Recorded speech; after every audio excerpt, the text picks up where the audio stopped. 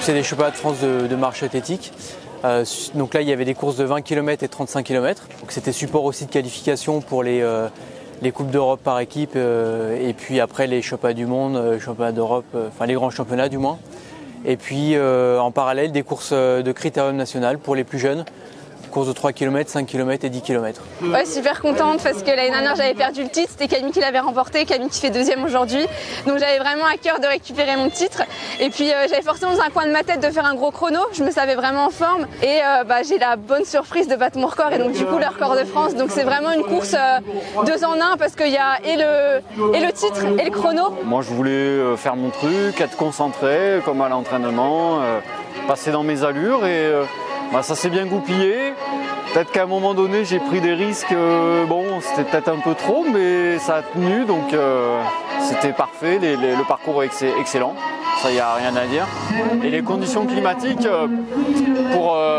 pour un sport d'endurance, il faisait bon, entre 10 et 15 degrés.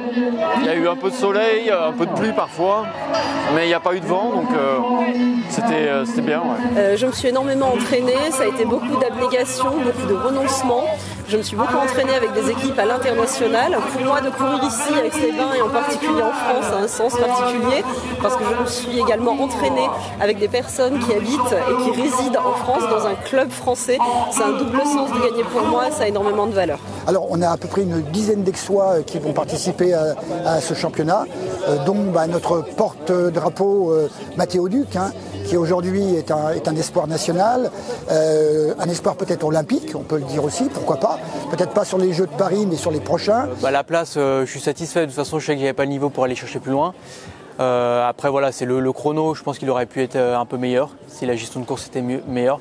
Mais voilà, c'est comme ça, c'est fait. Et puis, on verra pour la prochaine, quoi. Je suis partie avec Lucie et d'autres filles.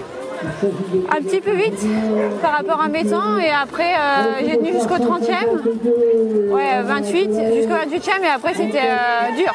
Je suis parti un peu lentement et puis j'ai réussi à accélérer un peu et puis après je sais pas, j'arrivais pas j'ai pas tenu l'allure. Je l'explique pas trop mais j'ai pas réussi à tenir l'allure donc j'ai ralenti et puis j'ai perdu du temps sur à chaque fois quelques secondes sur chaque kilomètre. Ouais, les meilleurs Français étaient là, clairement, ils étaient tous là. Il y avait à peu près 150 athlètes au total, donc il y avait du beau monde et un parcours qui a permis de faire pas mal de performances. On a eu des records de France, des niveaux de performance requis pour les Jeux. Donc signe qu'il y a du niveau en France, quoi. Vous avez beaucoup de spectateurs qui viennent un petit peu, des promeneurs, des curieux, qui viennent voir et qui découvrent quelque part un événement comme la marche athlétique et qui nous disent mais c'est incroyable comment des gens peuvent participer à un événement de ce type et courir sur des bases de 14 km/h. Comment font-ils en marchant pour faire 14 km/h? Et donc du coup ça suscite beaucoup d'intérêt pour ce sport qui est assez méconnu finalement.